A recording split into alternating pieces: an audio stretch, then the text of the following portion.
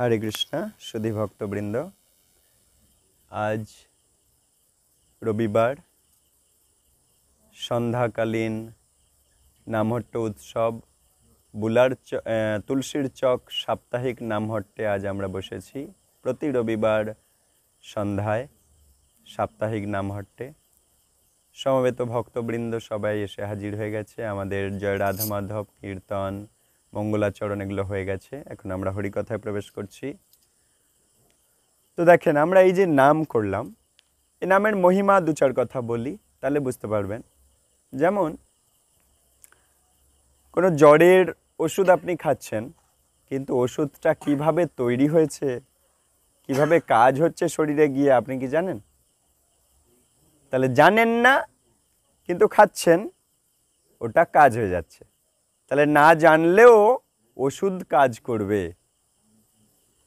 যারা কেমিস্ট রসায়ন নিয়ে পড়াশোনা করেছে ফার্মাসিস্ট নিয়ে পড়াশোনা করেছে তারা ওষুধ বানাচ্ছে তারা জানে ওষুধ কি দিয়ে বানিয়েছে কিভাবে শরীরে কাজ হয় ব্যথা যন্ত্রণার ওষুধ কি জ্বরের ওষুধ কি পেট খারাপের ওষুধ কি মাথা যন্ত্রণার ওষুধ কি তারা জানে ক্যান্সারের ওষুধ কি ইনসুলিন কি তারা জানে কিন্তু আমরা রোগীরা ওসব জানি না কিন্তু না জেনে ও ওষুধ খাই কিন্তু কাজ হয়ে যায়। একইভাবে অজামিল জানতো না ভগবানের নামের কত শক্তি। ছেলের নাম নারায়ণ রেখেছে যখন নারায়ণ বলে ডাকছে সমস্ত পাপ নাশ হয়ে গেছে। তাহলে কি হ্যাঁ বাবা ভগবানের কথা হচ্ছে খুব ভালো এই ভগবানের ভক্ত হবে দেখে নেবেন। আর এই পবিত্র বৈষ্ণবদের কপালে এই যে স্পর্শ না বৈষ্ণব তো দর্শনে পবিত্র করে দেয় দর্শনে পবিত্র করো এই তোমার গুণ আর সে যদি স্পর্শ করে আর তো দেখার উপায় নেই যাকে স্পর্শ করবে সে পবিত্র হয়ে যাবে। দর্শন বৈষ্ণব যার কপালে তিলক আছে যে ভগবানের নাম গুণ কীর্তন করে যে ভগবানের ভক্ত যে গুরুচরণে নিজেকে সঁপে দিয়েছে যাকে গুরুদেব দীক্ষা দিয়েছে তার সমস্ত পাপ গুরুদেব নিয়েছে এবার সে অপরকে পবিত্র করবে। আবার সে যদি গিয়ে স্পর্শ করে কপালে তাহলে তো আর দেখার কথা নয়। বুঝতে পারছেন কি হচ্ছে? তাহলে তার যেটা আমি নামের মহিমা বলছিলাম দু চার কথা। অজামিল জানতো না নামের মহিমা কি ছেলের নাম রেখেছে নারায়ণ নারদ মুনি বলেছে নারায়ণ রাখো তোমার ছোট ছেলের নাম তা নারায়ণ নারায়ণ বলে ডাকছে। মৃত্যুর সময় অত পাপী অজামিল কিন্তু সমস্ত পাপ নাশ হয়ে গেছে। যমদূত এসে হাজির দেখছে অত পাপ করে তাই সে এসে হাজির। ওদিকে বিষ্ণুদূত এসে হাজির বিষ্ণুদূত দেখছে একবার নাম করেছে নারায়ণ সব পাপ তো নাশ হয়ে গেছে তাহলে এখন আমরা যেতে পারি। তাই বিষ্ণুদূত এসে হাজির ওদিকে যমদূতেরা দেখছে সারা জীবনে এত পাপ করেছে তারা এসে হাজির। শেষ পর্যন্ত বিষ্ণুদূতেরা এসে যমদূতদের ধমক দিয়ে বাড়ি পাঠিয়ে দিয়েছে তোমাদের কোনো অধিকার নেই ওকে স্পর্শ করার ও নারায়ণ বলে ডেকেছে। তাহলে বোঝা গেল অজামিল জানতো না নারায়ণ নামের কত শক্তি। মহাপ্রভু বলছে নিজ সর্বশক্তি স্তত্রার্পিতা নিয়মিত শরণেন কালহ এতাদৃশী তব কৃপা ভগবান মমাপি দুর্দৈব মিদৃশ মিহাজনী নানুরাগ।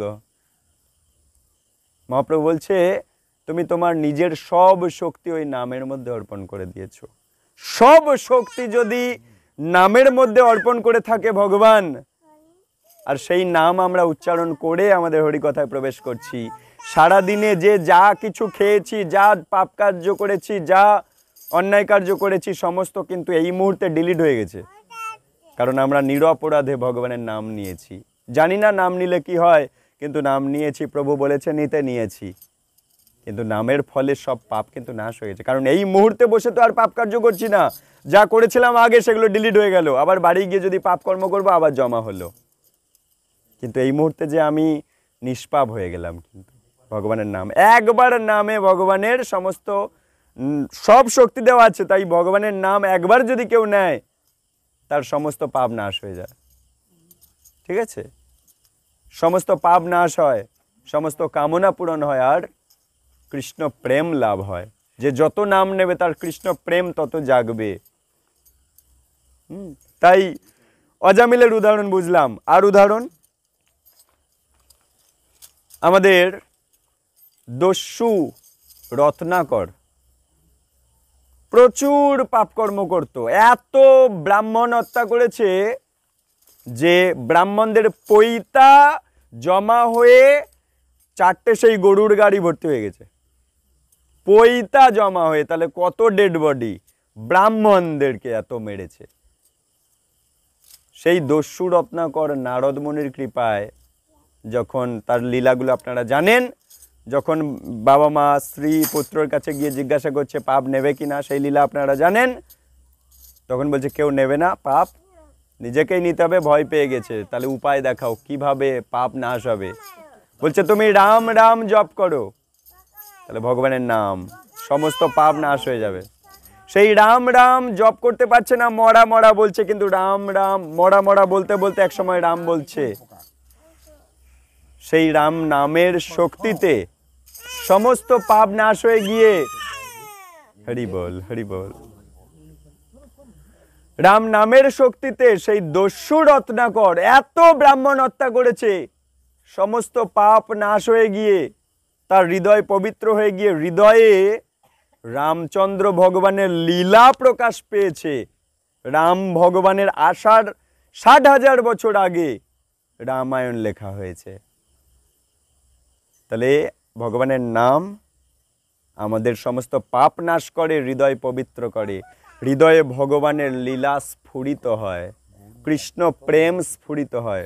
সেই নাম আপনারা নিলেন, কেন নেওয়ানো হলো? কারণ সারাদিনে যা হয়েছে হয়েছে, জনম জনম ধরে যা হয়েছে হয়েছে, এই মুহূর্তে বসার আগে নিষ্পাপ বানিয়ে দিলে তবেই হরি কথা হৃদয়ে বসবে, অন্যথা বসবে না। তাই জয় রাধা মাধব গাওয়া হলো, তাই জয় শ্রীকৃষ্ণ চৈতন্য বলানো হলো, তাই হরে কৃষ্ণ নাম বলানো হলো। এবারে আসো সাপ্তাহিক হরিকথাতে, ঠিক আছে? তো গত সপ্তাহে আমরা ধারাবাহিকভাবে নামহট্ট শ্রদ্ধাবান পাঠক্রম পুস্তক আমি দেখিয়েছিলাম গত দিনে, সেখান থেকে আমরা অধ্যয়ন করছি। গত সপ্তাহে আমরা জানার চেষ্টা করেছিলাম মানুষ আর পশুর মধ্যে পার্থক্য কি, আমরা জানতে চেষ্টা করেছিলাম। আজ আমরা জানতে চেষ্টা করব যে জ্ঞানের উৎস, কোথা থেকে আমি জ্ঞান নেব, ভগবানের জ্ঞান, কৃষ্ণ শিক্ষা আমি কোথা থেকে নেব, সেই সম্বন্ধে শ্রীল প্রভুপাদ আমাদেরকে গাইড করবেন। আমরা ওনার মুখ থেকে বুঝে নেব যে জ্ঞান কোথা থেকে নেওয়া উচিত, সেই সম্বন্ধে গীতা কি বলছে, শাস্ত্র কি বলছে, কোথা থেকে আমাদের জ্ঞান নিতে হবে। সামান্য একটুখানি ঘি কিনতে গেলে আমরা ভালো জায়গা থেকে নিই, যে ওখানে গেলে বুঝি ভেজাল হবে না। আর যে জ্ঞানের দ্বারা আমি আমার আসল পরিচয় বুঝতে পারবো, ভগবান কে বুঝতে পারবো, কেন এই জড়জগতে কষ্ট পাচ্ছি, কোথায় আমার আসল ঘর, কে আমার আসল পিতা মাতা, আমি সব কিছু জানতে পারবো, তাহলে পবিত্র জায়গা থেকে জানার চেষ্টা করা উচিত। সেই জ্ঞানের উৎস নামক চ্যাপ্টারের মধ্যে আমরা প্রবেশ করব। তাই এই নামহট্ট সারা জগতে বিরাট রূপ নিয়ে নিচ্ছে। হ্যাঁ, সেই কৃপা আপনাদের গ্রামেও চালু হয়ে গেছে। যেমন আজকে যারা গিয়েছিল, কে কে গিয়েছিলেন আজকে উল্কিমারিতে? কে কে গিয়েছিলেন? 1 জন, 2 জন, 3 জন, 4 জন, 5 জন, 6 জন, 7 জন, আর আমি প্রভু জানি না, 8 জন, যমুনা 9 জন। তাহলে 9 জন এখানে যারা আছি তাদের মধ্যে 9 জন আজকের অনুষ্ঠানটায় উপস্থিত ছিল, দেখেছে যে নামহট্ট কি সুন্দর রূপ, নামহট্টের প্রকৃত রূপ কেমন, বৈষ্ণব উৎসব কেমন রূপ নেয়, এবং সেগুলোর পুরো দায়িত্ব আমাদের উপর ছিল, আয়োজন করা থেকে শুরু করে সমস্ত কিছু। গত কালকে নিশ্চিন্তপুরে ছিল, সেখানেও বিরাট নামহট্ট উৎসব। নিশ্চিন্তপুরে কে গেছেন? নিশ্চিন্তপুরে কে? প্রভু গিয়েছিল। তাহলে এই প্রতিটা নামহট্ট আমাদের জীবনে প্রতিনিয়ত চলছে, এবং এক একটা উৎসবে গিয়ে বুঝতে পারছেন কত আনন্দযোগ্য। তাহলে জীবনটা কত আনন্দযোগ্যময় হয়ে ওঠে যারা নামহট্টের ভক্ত হয়, নামহট্টের লিস্টে নাম লেখায়। এবং সেই আনন্দ উৎসব আগামী কাল বাদে পরশু মঙ্গলবার, আগামী মঙ্গলবার, আজ তো রোববার, মঙ্গলবার দেবীপুরে একটা উৎসব হবে দেখবেন। দেবীপুর রাধারাসবীর নামহট্ট মন্দিরের মধ্যে একটা বিরাট নৃসিংহ যজ্ঞ হবে, চারিদিক থেকে সমস্ত ভক্তরা ধেয়ে আসবে। তাহলে এই নামহট্টের ভক্তরা, নামহট্টে যারা নিজেদেরকে নাম লিখিয়েছে, তারা কত আনন্দের সমুদ্রে ডুব দিয়েছে বুঝতে পারবেন। এবং প্রতিনিয়ত তারা আনন্দের সমুদ্রে আবুডুবু খাচ্ছে। তাই সেগুলোর থেকে যাতে আপনারা বঞ্চিত না হন, সেই জন্যই এই তুলসী চকে নামহট্ট উৎসব খোলা হয়েছে। যেমন গত শনিবার হলো তো ওটা, হ্যাঁ, যশোদা মায়ের বাড়িতে অক্ষয় তৃতীয়ার দিনে হয়েছে না? কে কে ছিলেন ওখানে? যশোদা মায়ের বাড়িতে, ওনার বাড়িতে উৎসবটাতে। যেখানে নামহট্ট হবে, যেখানেই নামহট্ট হবে, বিনা নিমন্ত্রণে চলে যাবেন জ্ঞান গ্রহণ করার জন্য। হ্যাঁ, আর এক মুঠো প্রসাদ চেয়ে পাবেন। আপনার নিমন্ত্রণ কার্ড এলো কি না এলো দেখবেন না। নামহট্ট হচ্ছে বাড়ির কাজ ছোট করে গুছিয়ে নেবেন, মানে আগে ভাগে গুছিয়ে নেবেন। নামহট্টে যাব জ্ঞান গ্রহণ করার জন্য। ওই জ্ঞানের ফলে আমরা পবিত্র হতে পারবো এবং পবিত্র ধামে প্রবেশ করতে পারবো। সেখানে সবাই জ্ঞানবান আর এখানে সবাই অজ্ঞান। সেই অজ্ঞান আমরা এই জ্ঞান নেব, তবে জ্ঞানের জগতে যেতে পারবো। জ্ঞানের জগৎ, পবিত্র জগৎ, প্রেমের জগৎ সেটা। হ্যাঁ, সৎ চিত আনন্দ। চিত মানে জ্ঞানের, সেটা জ্ঞানের জগৎ। আর আনন্দ মানে প্রেমের জগৎ। হ্যাঁ, সৎ মানে নিত্য জগৎ, এটা অনিত্য জগৎ। এটা অসৎ অচিত নিরানন্দ, আর সেটা সচ্চিত আনন্দ, আসল জগৎটা। আর এই জগৎটা অসৎ অচিত নিরানন্দ। অসৎ মানে অনিত্য, অচিত মানে অজ্ঞান, আর নিরানন্দ মানে বুঝতে পারছেন দুঃখ, এই জগৎ। আর সেই জগৎটা সৎ চিত আনন্দ। সৎ মানে নিত্য, সংস্কৃত শব্দের সৎ মানে নিত্য, চিত মানে জ্ঞানবান, জ্ঞানের জগৎ, আর আনন্দ প্রেমের জগৎ সেটা। আর এটা দুঃখের জগৎ। এই জগৎ থেকে সেই জগতে যেতে গেলে জ্ঞান গ্রহণ করতে হবে। যেখানে নামহট্ট উৎসব হবে জ্ঞান নেবার জন্য। আর চেয়ে এক মুঠো প্রসাদ পেয়ে বাড়ি আসবেন। প্রসাদ আমায় যেচে যেচে দেবে তবে পাবো তা না। ভগবানের প্রসাদ দেবদেবীরাও পাওয়ার জন্য লোলুপ হয়ে আছে। ভগবানের প্রসাদ আমাদের যখন এখানে আসে, এই ধরাধামে যখন ভগবানের প্রসাদ আসে, সেই প্রসাদের শাস্ত্র ইতিহাস আছে। সেখানে নারদ মুনি ভগবানের ধামে সেবা কার্য করার ফলে প্রচুর বছর ধরে সেবা কার্য করেছে, হ্যাঁ, করে প্রসাদ পেয়েছে লক্ষ্মী দেবীর কৃপায়। ওই নারায়ণ লক্ষ্মী দেবী ছাড়া অন্য কাউকে প্রসাদ দিত না। কিন্তু নারদ মুনি প্রার্থনা করেছে লক্ষ্মী মাকে, লক্ষ্মী মা দিয়েছে। সেই নারদ মুনি প্রসাদ পেয়ে এত নৃত্য করছে, হ্যাঁ, সেই প্রসাদ পেয়ে এত নৃত্য করছে দেখে মহাদেব বলছে, তোমার আজ কি হয়েছে? না, আমি এরম প্রসাদ পেয়েছিলাম। তা বলছে, কই আমার জন্য প্রসাদ দাওনি? আমরা তো একসাথে সব কিছু ভগবানের গুণকীর্তন করি। শিব বলছে নারদের কাছে, আমরা সমভক্ত সব, আমাকে দিলে না প্রসাদ? তা বলছে, আমি তো ভুলে পেয়ে নিয়েছি সব। তার নোকের কোণ একটুখানি আছে, তাও নোকের কোণ থেকে একটুখানি নারদ মুনি নিয়ে শিবজিকে দিয়েছে। শিবজি সেই নোকের কোণের অমৃত প্রসাদ পেয়ে এত তাণ্ডব নৃত্য করছে আনন্দে, তার পৃথিবী পুরোই ত্রিভুবন ধ্বংস হয়ে যাওয়ার কথা। এত আনন্দে নৃত্য করছে। প্রসাদ চিন্ময় জিনিস, কোনো জড় বস্তু নয়। সেই মহাদেবের এত নৃত্য দেখে মহাদেবের পত্নী পার্বতী বলছে, তোমার আজ হয়েছেটা কি? না, বলছে এরকম নারদ মুনি এক কোনা প্রসাদ দিয়েছিল, আমি পেয়ে নিয়েছি।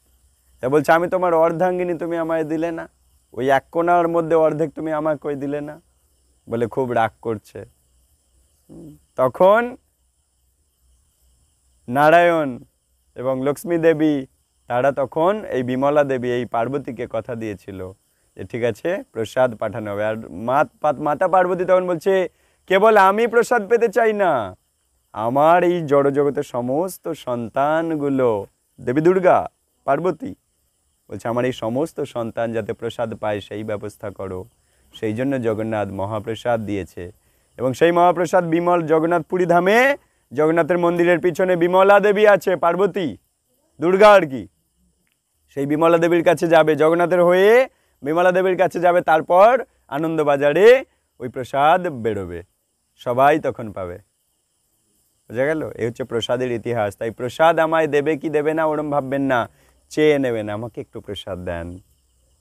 হ্যাঁ, তাহলে দেবদেবীরা যার বাঞ্ছা করছে যে প্রসাদ পাওয়ার জন্য, সেই জগন্নাথের সামনে থেকে প্রসাদ যখন আসবে আমরা সেটা গ্রহণ করার জন্য লোলুপ হওয়া উচিত। ঠিক? তো একটা কোথাও রাস্তাঘাটে লাড্ডু বিতরণ হচ্ছে, কিন্তু সেই লাড্ডুটায় তুলসী পাতা দিয়ে ভগবানের সামনে, গোপালের সামনে দিয়ে ঘন্টা নাড়া হয়নি। গীতাতে কৃষ্ণ বলছে যেটা আমাকে না দিয়ে সরাসরি গ্রহণ করবে, গ্রাসে গ্রাসে পাপ খাবে। আর যেটা একটু তুলসী পাতা দিয়ে আমার গোপালের সামনে ধরে দিয়েছো, দিয়ে একটু ঘন্টা নেড়ে দিয়েছো, হে গোপাল তুমি একটু গ্রহণ করো লাড্ডুটা, তারপর যেই বেরোবে না, ওটা কোনো আর সাধারণ বস্তু নেই, ওটা কোনো আর সাধারণ বস্তু, তুলসীর স্পর্শে পবিত্র হয়েছে, ভগবান সেটাকে গ্রহণ করেছে, এবং সেই প্রসাদ আর কোনো সাধারণ পাপের ডেলা নেই। গীতার 3:13 বাড়িতে গিয়ে খুলবেন, সেখানে পরিষ্কার কৃষ্ণ বলে দিচ্ছে সরাসরি গ্রহণ করবে তো পাপ খাবে, আমার কাছে দিয়ে গ্রহণ করবে তো গ্রাসে গ্রাসে তুমি পবিত্র হবে। এখন একটা লাইনে শোনো, একটা লাইনে খিচুড়ি বানিয়ে সরাসরি বিতরণ হচ্ছে, আর একটা লাইনে খিচুড়ি বানিয়ে ভগবানের ভোগ লেগে বিতরণ হচ্ছে। ভক্তরা কোন লাইনে দাঁড়াবে? কারণ গীতা পড়েছে ভক্তরা, শক্তরা তো গীতা পড়েনি। তাই ভক্তরা কিন্তু এই লাইনে দাঁড়াবে না, যেটা রান্না করে সরাসরি দিয়ে দিচ্ছে লাইনে দাঁড়াবে না, কারণ জানে ওটা খাওয়া অন্ন পাক করে সরাসরি দিয়ে দিচ্ছে, গরম গরম একদম হেভি টেস্টি, সরাসরি দিয়ে দিচ্ছে। কিন্তু ভক্তরা ওই লাইনে দাঁড়ায় না। আপনারা সেই ভক্ত, ওই লাইনে দাঁড়াবেন। কিন্তু যারা জানে এটা যে হ্যাঁ ভগবানকে ভোগ লাগানো জিনিসের লাইনটাও পাশে আছে, তখন গিয়ে কিন্তু লাইন পড়ে যাবে বেশি বেশি বেশি বেশি, কিন্তু সেই প্রসাদের লাইনে। এ হচ্ছে প্রসাদ। তাই জ্ঞানগুলো আমরা পাবো কোথায়? নামট থেকে। যেমন আমরা জয় দিতে গিয়ে কিন্তু মিন্তু করছি, কিন্তু জয় দিলেই তো জয়ী হবেন। তার মানে আমি কি জয়ী হতে চাই না? আমি কি জন্ম মৃত্যু থেকে বেরিয়ে ভগবানের কাছে ফেরত গিয়ে জয়ী হতে চাই না? যদি চাই তাহলে জয় দিতে হয়। দুবাহু তোলার অর্থ কি না? শরণাগতি, সঁপে দেওয়া নিজেকে। হে প্রভু, আমি জন্ম মৃত্যুতে আটকে গেছি, এখন তুমি বাঁচাও। দ্রৌপদীর মতো। দ্রৌপদী যেমন পদে পদে অপমানিত হচ্ছে, অপমান থেকে বাঁচাও প্রভু। আমরাও পদে পদে কিন্তু এই জড় জগতের লাথি খাচ্ছি। জন্ম মৃত্যু বার্ধক্য রোগ বিভিন্ন দুশ্চিন্তা রোগ লাথি খাচ্ছি কেন? আর এই লাথি খেয়ে আমরা অপমানিত হচ্ছি। বলে না ঠেলায় না পড়লে বিড়াল গাছে ওঠে না। এই ঠেলাগুলো জড়জগৎ আমাদের দিচ্ছে, তবে কি না আজ আমরা জয়ী হচ্ছি, জয় দিচ্ছি, এই নামতে আসছি, ওই ঠেলা খাচ্ছি বলে। তাই ওই ঠেলাগুলো ভালো জিনিস, তবে না আমরা ভগবানকে স্মরণ করব। কুন্তী মা বলছে আমায় দুঃখ দাও, সুখ দিলে আমি তোমায় ভুলে যাব, তুমি আমার থেকে দূরে চলে যাবে। কুন্তী মা বলছে আমায় দুঃখ দাও, রাজ্য সুখ দিয়ে আমায় চলে যাচ্ছ, আসল আমার ক্ষতি হয়ে যাচ্ছে, তুমি আমার জীবন থেকে চলে যাচ্ছ। কুন্তী কে? পঞ্চপাণ্ডবের মাতা, রাজমাতা কুন্তী। সে বলছে আমাকে দুঃখই দাও, দুঃখ দিলেই তো তুমি আমার জীবনে থাকবে, আমি তোমার চরণটা আঁকড়ে ধরে থাকবো। তাই আমার পায়ে যদি ব্যথা হচ্ছে, বাতের ব্যথা, তাহলে মানে ভালো জিনিস, যে তবে না আমি ওই হা কৃষ্ণ আমার চরণে খুব আমার ব্যথা করছে। তাই দুঃখ ভালো জিনিস, হরি কৃপা। সেই জ্ঞানগুলো পাবেন কোথা থেকে? এই সমস্ত জ্ঞান, পুরো পারমার্থিক জ্ঞানের উৎস কোথা থেকে জ্ঞান আমাদের নেওয়া উচিত, সেইগুলো আমাদের জেনে নেব যে জ্ঞানের উৎস কি। ঠিক আছে, শোনো।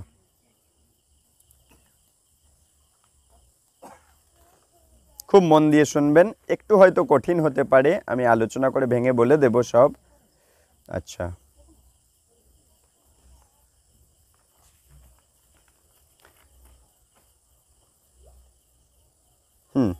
জ্ঞান যদি আমি অর্জন করতে চাই তার পদ্ধতি তিনটে হয়। জ্ঞান অর্জনের তিনটে পদ্ধতি হয়। আমাকে একটু ক্ষমা করবেন, আমি আজকের একটু লেট করেছি।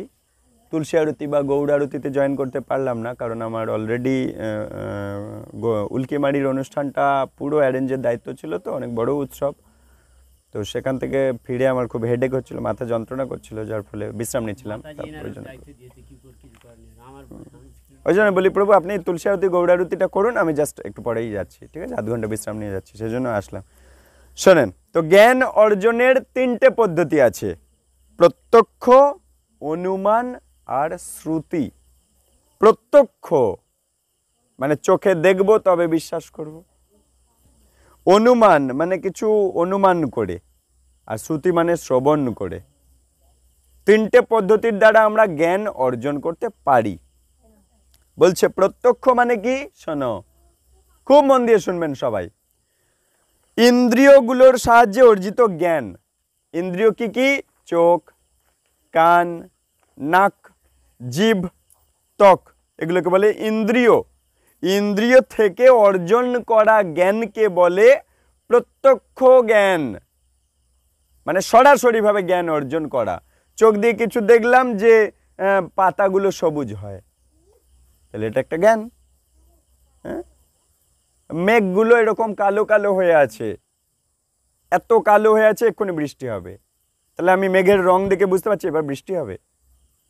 তাহলে চোখ দেখে আমি বুঝতে পারছি আচ্ছা এটা এই হতে চলেছে। তাই বলছে ইন্দ্রিয়গুলোর সাহায্যে অর্জিত জ্ঞানকে বলে প্রত্যক্ষ জ্ঞান, সরাসরি জ্ঞান। এরকম ভাবে কিছু জ্ঞান আমরা অর্জন করতে পারি, কিন্তু এই পদ্ধতির মধ্যেও ত্রুটি আছে। যেমন আমাদের ইন্দ্রিয়গুলো ত্রুটিপূর্ণ। যেমন আলো ছাড়া আমরা কি চোখে দেখতে পাবো? আমি চোখ দিয়ে দেখলাম পাতাটা সবুজ, ভালো কথা, কিন্তু আলো যদি না থাকতো আমি কি দেখতে পেতাম?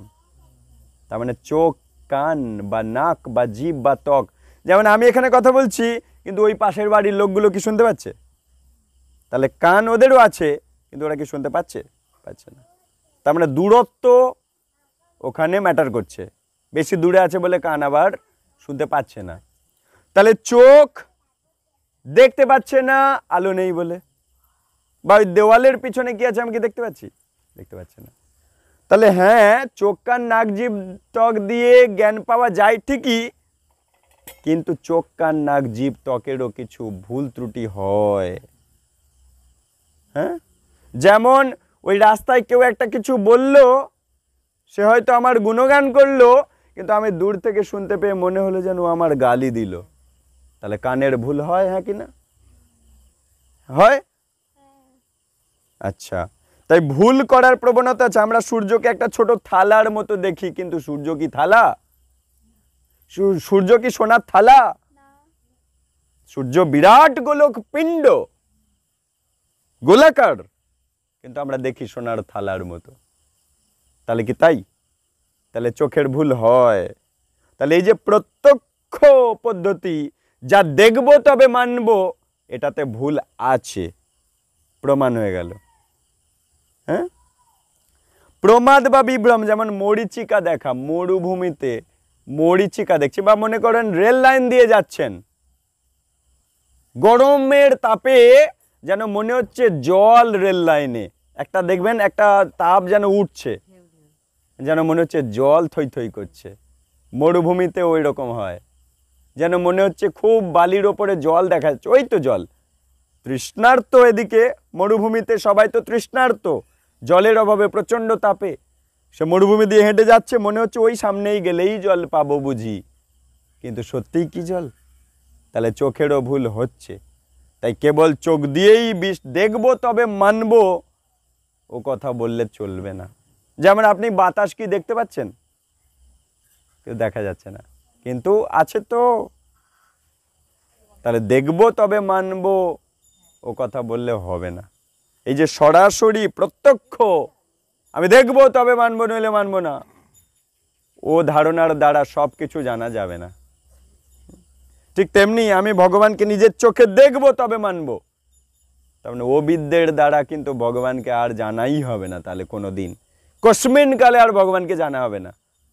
যে আমি ওকে দেখবো তবে আমি বিশ্বাস করব, তাহলে আর জানা হলো না। আচ্ছা,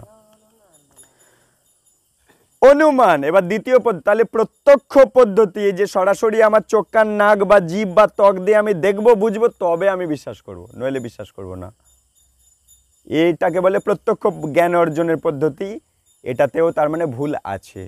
আচ্ছা, অনুমান, অনুমানের ভিত্তিতে জ্ঞান অর্জন, বুঝি এটা এই রকম, বুঝি ওটা ওই রকম। যেমন বলছে ধোঁয়া আছে মানে সেখানে আগুন থাকতেও পারে নাও থাকতে পারে, অনুমান করছে যে ওখানে ধোঁয়া আছে মানে ভেতরে বুঝি আগুন আছে বা হয়তো নেই, একটা অনুমান করছে। এটা অনুমান পদ্ধতি। এটার দ্বারাও ভগবানকে জানা যাবে না, অনুমান করেও ভগবানকে ভগবানকে সরাসরি দেখবো তবে মানবো, প্রত্যক্ষ পদ্ধতির দ্বারাও ভগবানকে জানা যাবে না। অনুমান করে বুঝি ভগবান আছে কি নেই, এটার দ্বারাও ভগবানকে জানা যাবে না। এই দুটো পদ্ধতির ছিকে 3 নম্বর পদ্ধতিতে এসো, শ্রুতি। শুনে বিশ্বাস করতে হবে। যেমন শব্দ বা শ্রবণের মাধ্যমে জ্ঞান অর্জন, যেমন আমরা গীতা থেকে শুনে জ্ঞান অর্জন করছি, কীর্তন ভাড়া করে আনছি, কীর্তনিয়া আমাদের বলছেন, আমরা শুনে জ্ঞান অর্জন করছি। সাধু গুরু বৈষ্ণব মহাত্মাকে ভাড়া করে আনছি, তাদেরকে আনছি যে আপনি গীতা ভাগবত শোনান, আমি শুনে জ্ঞান অর্জন করছি। মাস্টারমশাই বলছে, আমি শুনে জ্ঞান অর্জন করছি, যে 2 আর 3 এ 5 হয়, তাহলে শুনে জ্ঞান অর্জন করছি। ঠিক তেমনি এই জ্ঞান যথার্থ হবে শুনে শ্রবণ করে। ওই জন্য বেদের আরেক নাম শ্রুতি, ছোটবেলায় সবাই পড়েছেন। হ্যাঁ, বেদের আরেক নাম শ্রুতি, এই লাইনটা সবার মনে আছে। কেন? শুনে শুনে মনে রাখতো। গুরু তার শিষ্যকে বলতো, শিষ্য তার শিষ্যকে বলতো, শিষ্য তার শিষ্যকে বলতো, শুনে শুনে সবাই অটোমেটিক জানতে পেরে যেত ভগবান কে, আমি কে, কেন এই জগতে কষ্ট পাচ্ছি, আসল জগৎ কি, কি করলে সেখানে যাওয়া যায়, এগুলো সব শুনে শুনে মানুষ জানতো। যেমন একজন মা বলতে পারে তার বাবাকে। এখন কোনো বাচ্চা যদি জানতে চায় আমার আসলে আমার পিতাকে, এই গ্রামে তো অনেক মানুষকে দেখছি, আমার পিতাটা কে, যদি কোনো বাচ্চা প্রশ্ন করে, তাহলে কার কাছে যাবে? পিতাকে জানার জন্য কার কাছে যাবে? মার কাছে গিয়ে যদি জিজ্ঞাসা করে যে মা মা আমার বাবা কে গো, এই গ্রামে তো এত বাবার মতো অনেক লোক দেখছি, এত পুরুষ মানুষ দেখছি, আমার বাবাটা তাহলে কে? মাই একমাত্র বলতে পারে যে তিনি কার সাথে মিলন করেছেন আর সেই সন্তানটা এসেছে, তাই না? একটা মায়ের মনে করো 5টা বিবাহ, তাহলে কোন সন্তান কোন পুরুষ থেকে এসেছে মাই জানে, মা ছাড়া কেউ জানে? একটা মা কিন্তু 5টা স্বামী মনে করো, তাহলে একটা অনুমান করে বোঝার চেষ্টা করো, তাহলে এই 5টা পুরুষ থেকে 5টা সন্তান এসে, তাহলে এখন কোনো একটা সন্তান জিজ্ঞাসা করছে মা আমার এই 5টা বাবা দেখতে পাচ্ছি, এর মধ্যে কোনটা আমার আসল বাবা? মাই বলতে পারবে যে তিনি কার সাথে সঙ্গ করে সন্তান এসেছে, ওই সন্তানটা তার মাই বলতে পারবে। ঠিক তেমনি আমরা এই সন্তান, কৃষ্ণের সন্তান, কিন্তু আমরা এই জগতে থেকে বুঝতে চেষ্টা করছি যে আমার আসল পিতাকে, যাকে একবার পেলে আর পাল্টাবে না। তাহলে সেক্ষেত্রে আমরা কোন মায়ের কাছে যাব? শাস্ত্র মায়ের কাছে যাব। যেমন কোনো একটা বাচ্চা তার পিতার সন্ধান করতে গিয়ে মায়ের কাছে গেল, মা আমার বাবা কোনটা, আমাকে যদি বলো, বাবার নাম কি, কেমন দেখতে, কি ব্যাপার বলো, যদি মা বলে দিল, বাচ্চা নির্বিঘ্নে নিঃসন্দেহে বিশ্বাস করে নিল, হ্যাঁ এটাই আমার বাবা। এখন বাচ্চা ছেলেটা যদি সন্দেহ করে যে মা বলতে পারে না আমার বাবাকে, তাহলে কি ওই বাচ্চাটার কোনোদিনই জানা হবে বাবাকে? হবে কি? আর কোথাও থেকে ও জানতে পারবে যে ওর পিতাকে? এটা তো সাধারণভাবেই বোঝা যায়। ওই বাচ্চা গ্রামের সবার কাছে গিয়ে জিজ্ঞাসা করছে, সব মায়ের কাছে গিয়ে, সব বাবার কাছে গিয়ে জিজ্ঞাসা করছে যে আমার বাবাকে, আমার বাবাকে, আমার বাবাকে, আমার বাবাকে। কিন্তু কোনো মা বা কোনো বাবা কিন্তু বলতে পারছে না, গ্রামের কোনো ব্যক্তি বলতে পারছে না ওর আসল বাবা কে, যে ওর শুক্রাণুটা কে দান করেছে, ওর রতিটা কে দান করেছে, যার ফলে ও জন্ম নিয়েছে। একমাত্র মাই জানে। হ্যাঁ, ঠিক তেমনি আমরা যদি ভগবানকে জানতে চাই, শাস্ত্র থেকে জানতে চেষ্টা করতে হবে আমার আসল পিতাকে। শাস্ত্র মাতা, শাস্ত্রকে বলে মা। আমাদের সপ্তম মাতা আছে, প্রত্যেকের আমাদের 7টা মা আছে, 7টা মা আছে প্রত্যেকের। শুনে নাও, নিজের গর্ভ ধারিণী মা, যে কিনা তোমাকে গর্ভে ধারণ করে ওই ছোট্ট মটরশুটির দানা থেকে আজ এত বড় করেছে। তাহলে কি? গর্ভ ধারিণী মাতা 1 নম্বর মাতা। শোনো, 1 নম্বর মাতা গর্ভধারিণী মাতা। সবাই গোনো, 1 নম্বর বলো গর্ভধারিণী মাতা। 2 নম্বর ধাত্রী মানে নার্স, যে কিনা তোমাকে গর্ভ ধারণ করার সময় সাহায্য করেছিল। নার্স বা দাইমা, ধাত্রী মাতা যাকে বলে। 2 নম্বর ধাত্রী মাতা। সবার আছে হ্যাঁ কি না? কেউ বলতে পারবে নার্স ছাড়া আমি জন্ম নিয়েছি, বা কেউ আমার মাকে হেল্প করেনি আমি জন্ম নিয়েছি? ধাত্রী মাতা আছে, কেউ না কেউ হেল্প করেছে, সে তোমার মাতা, ধাত্রী মাতা। 3 নম্বর, ওই ধাত্রী মাতা গর্ভ থেকে নিয়ে তোমায় রাখলো কোথায়? কোথায় রাখলো? ভূমিতে।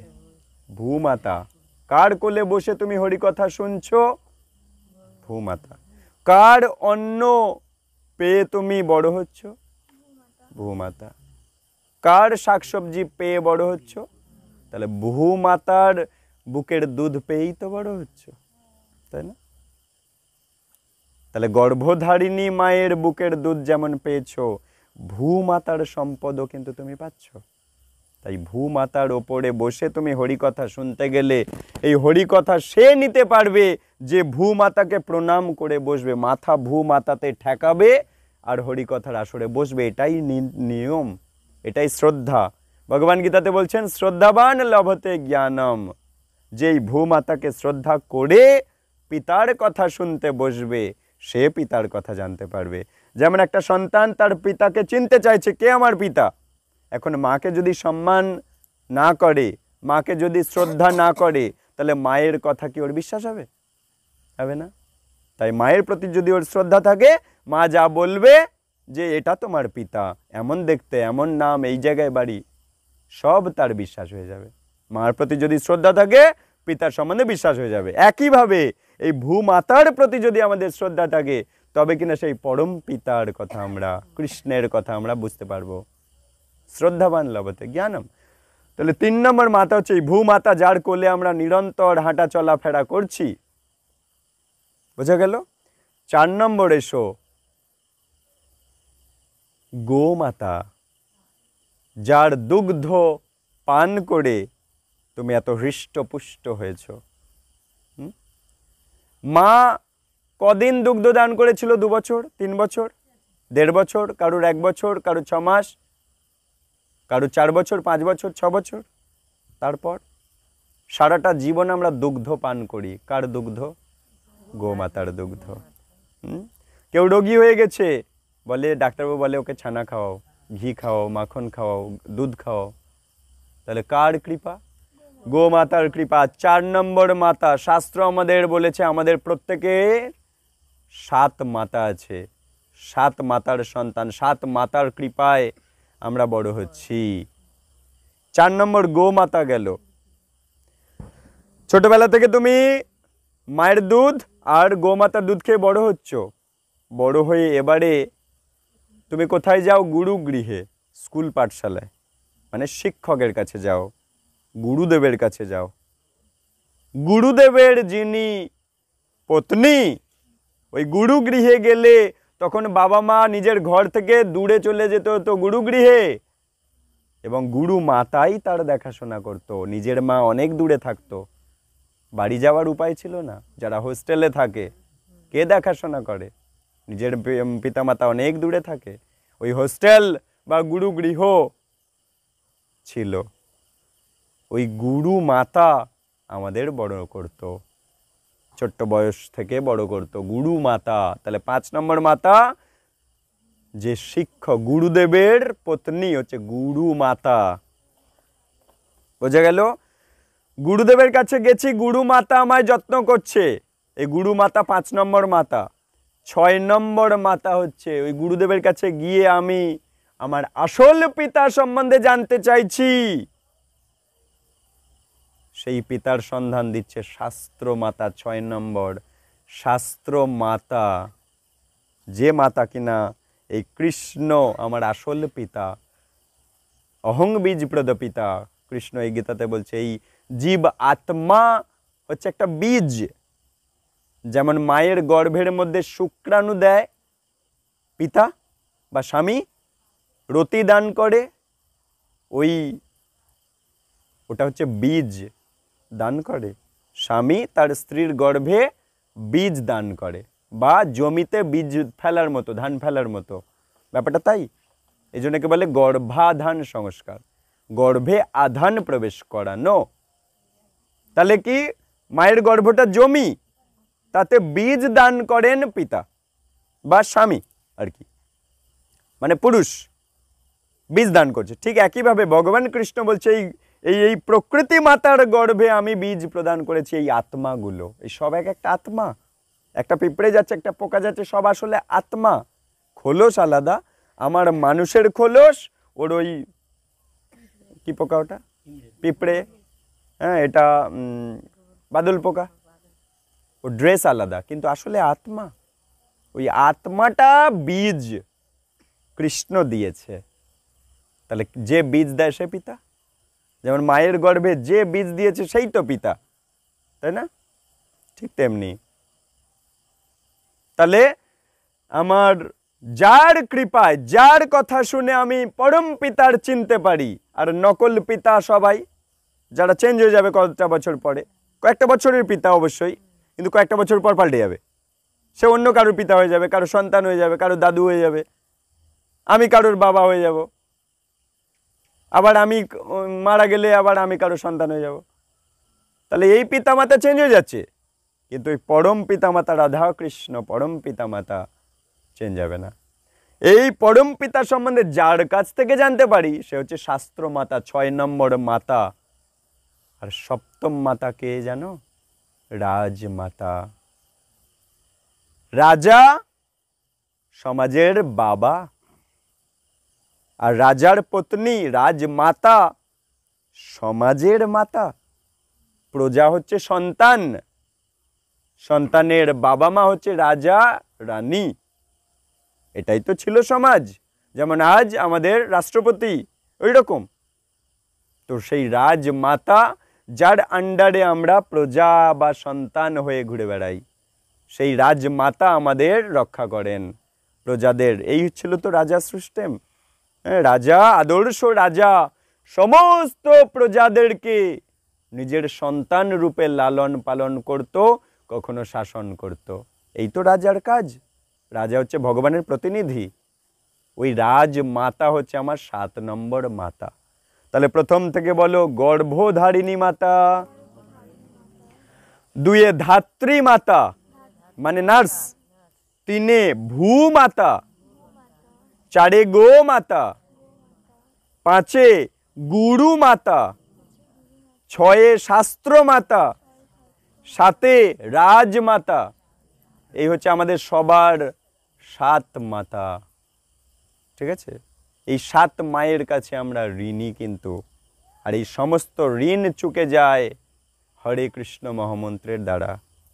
সেই জন্য সমস্ত ঋণ চুকিয়ে দেওয়ার জন্যই মহাপ্রভু আমাদেরকে এই সরল উপায় দেখিয়েছে যে তোমরা হরে কৃষ্ণ মহামন্ত্র জপ করবে, এর দ্বারা তুমি ঋণ মুক্ত হয়ে যাবে। আর তুমি ঋণ মুক্ত হলে তুমি তখন আর বদ্ধ জীব থাকবে না, মুক্ত জীব হয়ে যাবে, ভগবানের ধামে যেতে পারবে। তবে যে হরে কৃষ্ণ মহামন্ত্র করবে না সে জনমে জনমে ঋণী হয়ে থাকবে। 3 জায়গায় ঋণী, এই পিতামাতার কাছে, দেবদেবীর কাছে, আর মুনি ঋষি যোগী যাদের কৃপায় শাস্ত্র পাই আমরা, সেই 3 জায়গায় আমরা ঋণ আছে আমাদের সবার। সেই সমস্ত ঋণ চুকে যাবে যদি আমরা ট্যাক্স মিটিয়ে দিই হেডকোয়ার্টারে। যেমন ফ্যানটা চলছে, লাইট জ্বলছে, মাসের শেষে এনার কিছু ঋণ হয়। 3 মাসের পরে এই ইলেকট্রিকের অফিস থেকে এসে বলে এই তোমার এই 2000 টাকা ঋণ হয়েছে, বলে না? তুমি তো সারা মাস ধরে পড়ালে, তার মানে তুমি ঋণ হলো না, 2000 টাকা ঋণ হয়েছে। তো আর ঋণ চোকাবে, নইলে কেটে দেবে। তাহলে ঋণ চোকাতে যেতে হয়, কোথায় যায় না, ওই ইলেকট্রিক অফিসে যায়, হেডকোয়ার্টারে যায়। ওই অফিসে গিয়ে জমা দিলে সবাই পেয়ে যাবে, ইলেকট্রিক ডিপার্টমেন্টের সবাই পেয়ে যাবে, সবাই স্যালারি পাবে, কয়লা আসবে, আবার ইলেকট্রিক পাওয়া যাবে। একই জিনিস আমরা ঋণ চোকাবো ওই হেডকোয়ার্টারে, হেডকোয়ার্টারের সাথে কানেকশন হয়ে যায় হরে কৃষ্ণ মহামন্ত্রের দ্বারা। কৃষ্ণ হচ্ছে সেই হেডকোয়ার্টার, কৃষ্ণ খুশি তো সব খুশি। ওই ইলেকট্রিক অফিস খুশি, 2000 টাকা যেই দিয়ে দিল অফিস খুশি, সব খুশি, আবার পরের মাসে চালাতে পারবে। একই জিনিস, সরলভাবে বুঝতে হবে, এগুলো আহামরি কঠিন কিছু না। হ্যাঁ, কিন্তু যার সুকর্ম থাকবে না তার বিশ্বাস জাগবে না। কিন্তু এগুলো খুব যুক্তিপূর্ণ শাস্ত্রসঙ্গত কথা।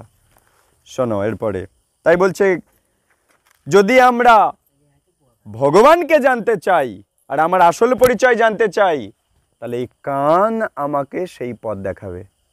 কানের দ্বারা সঠিক জায়গা থেকে আমাকে শুনতে হবে, দিয়ে শুধু শুনলে হবে না, শোনার পর বিচার বুদ্ধি লাগাতে হবে যে কথাগুলো সত্যিই আমার মঙ্গল হচ্ছে নাকি আমাকে ঠকাচ্ছে।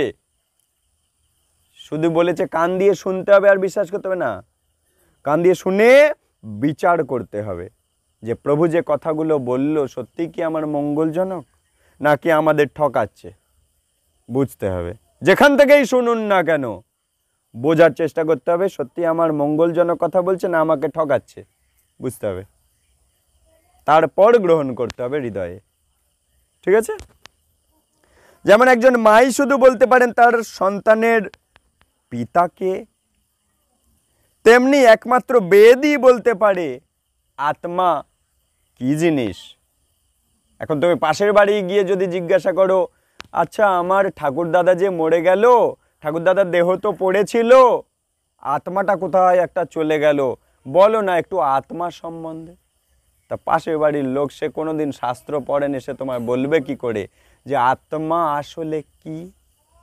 কিন্তু তুমি ওটা না করে তুমি এক কাজ করো, গীতার 2য় অধ্যায়টা খোলো, আত্মা সম্বন্ধে, সেই আত্মা যে দিয়েছে সে নিজে কি বলেছে। তাহলে এর ওর কাছে জিজ্ঞাসা করার কি দরকার আছে? বাড়িতে গীতা কার নেই, 2য় অধ্যায়টা খোলো, তোমার এই আত্মা যে দিয়েছে সে আত্মা সম্বন্ধে কি বলছে, আত্মার আয়তন কত, আত্মাকে কাটা যায় না, পোড়ানো যায় না, ভেজানো যায় না, শোকানো যায় না, আত্মা চির পুরাতন হলেও চির নতুন, এরকম অনেক কথা বলেছে 2য় অধ্যায় সাংখ্যযোগ। তাহলে এর ওর কাছে গিয়ে যদি জিজ্ঞাসা করো আত্মা সম্বন্ধে বলো, হবে? তার সঠিক জায়গা থেকে জ্ঞান নিতে হবে। সঠিক জায়গা হচ্ছে এই সেই শ্রীমদ্ ভগবদ গীতা, এখান থেকে আমাদের জানার চেষ্টা করতে হবে। যদি এটা পড়ে বুঝতে না পারেন প্রভুদের ডাকবেন, যারা সর্বদা এটা পড়ছে বুঝতে পেরে সেইভাবে জীবন কাটাচ্ছে তাদের মুখ থেকে সরলভাবে শুনে নিন, হয়ে যায়। আচ্ছা, যেমন বাজার থেকে ডাঁশা আম কিনে আনা হয়েছে, তা ডাঁশা আম সরাসরি খাওয়া যাচ্ছে না, কেন? এখনো কিছুটা কাঁচা কিছুটা পাকা হয়ে আছে, সরাসরি খাওয়া যাচ্ছে না। আর এখন বাজার থেকে আমের জুস করে এনেছে, কোনটা সরলে খাওয়া যায়? জুস করে আনাটা না? কিন্তু একই জিনিস, সেই উপাদেয় আম বস্তু, আমের সেই একই স্বাদ দুটোর থেকেই পাওয়া যাবে। ওই ডাঁসা আমটাকে কার্বাইড দিয়ে এখন 4 দিন ধরে পাকাও, তারপরে খোলা ছাড়াও, আঁটি ছাড়াও, তারপরে পাওয়া যাবে। কিন্তু সেই ডাঁসা আমও নয়, একদম পাকা আমও নয়, খোসাযুক্ত আমও নয়, খোসা ছাড়ানো আমও নয়, আঁটিযুক্ত আমও নয়, শুধু সেই শ্বাস বস্তুটার রস করে নিকড়ে যদি আপনাকে দেওয়া হয়, কোনটা সরলে পান করা যায়? যেটা রস আলো, ওই একদম ফ্রুটি ম্যাঙ্গো জুস সরলে পান করা যায়। একই জিনিস আপনি নিজে গীতা পড়ে বুঝতে পারছেন না, মানে ওই ডাঁসা আম এখন পাকাতে হবে, হ্যাঁ, খোলা ছাড়াতে হবে, আঁটি ফেলতে হবে, তারপর রসটা পাওয়া যাবে। কিন্তু ওগুলো আপনার দ্বারা হচ্ছে না গীতা পড়ে সরাসরি। তাহলে যারা গীতা পড়ে অলরেডি ম্যাঙ্গো জুস বানিয়ে রেখেছে, তাদের কাছ থেকে ম্যাঙ্গো জুসটা পেলেই সরাসরি সেই একই আমের স্বাদ পাবেন, নাকি না? এই জন্য যারা গীতা ভালো বোঝে তাদের কাছ থেকে বুঝে নিন, তাহলেই একই জিনিস হয়ে যায়। তারা যা বলবে গীতা থেকেই বলবে। এই জন্য জ্ঞানের উৎস আমাদের সঠিকভাবে আগে বুঝতে হবে, যে কোথা থেকে আমি শুনবো, যেখান থেকে শুনলে আমি ঠকে যাব না। আর আনাড়ি কোনাড়ি জায়গা থেকে শুনলে কিন্তু বাবা ঠকে যাবে। যেমন একটা ঘি কিনতে গেলে আনাড়ি কোনাড়ি জায়গা থেকে কিনলে ঠকে যান, একই জিনিস। যে শুদ্ধ ভক্ত সে ভগবানের কথা শুদ্ধ বলতে পারবে। যে শুদ্ধ ভক্ত নয়, ভগবানের নিন্দা করে, সে যদি ভগবানের কথা বলছে আর আপনি শুনছেন, তাহলে আপনিও ভগবান নিন্দুক হয়ে যাবেন। বোঝা গেল? যে বলছে কৃষ্ণ অসুর, তার কাছ থেকে যদি আপনি কৃষ্ণ কীর্তন শোনেন, তাহলে আপনিও একদিন বলবেন কৃষ্ণ অসুর। যেমন মাস্টার তেমন ছাত্র, হ্যাঁ কি না? হরি বল। যেমন কেউ কৃষ্ণ কথা শুনতে চায়, সে এখন মনে করো রাবণ বা কংস দিনরাত কৃষ্ণ কৃষ্ণ, এই কংস দিনরাত কৃষ্ণ চিন্তা করছে, কৃষ্ণ জন্মানোর আগে থেকেই চিন্তা করছে কৃষ্ণের কথা, অষ্টম গর্ভে জন্ম হবে, কত চিন্তা তার কৃষ্ণকে নিয়ে। তা তার কাছ থেকে গিয়ে কৃষ্ণ কথা যদি আপনি শুনতে চান, ও তো দিনরাত কৃষ্ণ চিন্তা করছে। আর আপনি যদি যুধিষ্ঠিরের কাছে, কুন্তির মায়ের কাছে, অর্জুনের কাছে, পাণ্ডবদের কাছে গিয়ে কৃষ্ণ কথা শুনতে চান, ব্যাসদেবের কাছে গিয়ে কৃষ্ণ কথা শুনতে চান, দুটোর মধ্যে কি তফাৎ হবে না? এরাও দিনরাত কংস দিনরাত কৃষ্ণ চিন্তা করছে, আর এদিকে পঞ্চ পাণ্ডবও দিনরাত কৃষ্ণ চিন্তা করছে। এখন আপনি কার কাছে যাবেন বুদ্ধি করে বলুন তো? পঞ্চপাণ্ডবের কাছে যাবেন ডেফিনেটলি, কারণ যে ভগবানকে ভালোবাসে সে ভগবানের ভালো কথা বলবে, ভগবান সম্বন্ধীয় কথা বলবে। এবং যে ভগবানকে নিন্দে করে, বিদ্বেষ করে, হিংসা করে, শত্রু, যে ভগবানের শত্রু, সে এমন কথা বলবে যাতে আমিও ভগবানের শত্রু হয়ে যাই। তাহলে আমরা যদি ভগবানের শত্রু হয়ে যাই, তাহলে আর উপায় আছে? তাহলে যে ভগবানকে বলে কৃষ্ণ অসুর, তার কীর্তন ফোনে ছেড়ে কোনো লাভ আছে? এখান থেকে পরিষ্কার হয়ে যায় না? কৃষ্ণ অসুর বলেছে, পাদানি খেয়েছে, এখন বলছে না কৃষ্ণ ভালো। নাম কেন বলতে যাবে? বুদ্ধিমান ব্যক্তি কি বলছে? समझदार व्यक्ति को इशारा ही काफी होता है। যে বুদ্ধিমান তার একটু ইশারা করলে সে বুঝতে পেরে যায় কি বলতে চাইছে। হ্যাঁ, হরি বল।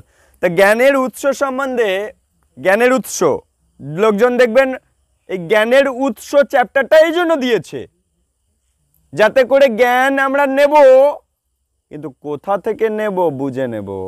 ঘি কিনবো, কিন্তু কোন মার্কা ঘি কিনবো বুঝে নেব।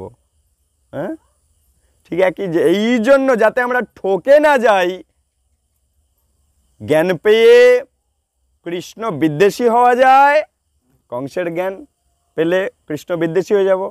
আবার যদি সঠিক জায়গা থেকে জ্ঞান পাই, তাহলে কৃষ্ণকে ভালোবাসতে শিখব। তাহলে কৃষ্ণর সাথে ঝগড়া করে কৃষ্ণের কাছে যাওয়া যাবে, নাকি কৃষ্ণকে ভালোবেসে কৃষ্ণের কাছে যাওয়া যাবে?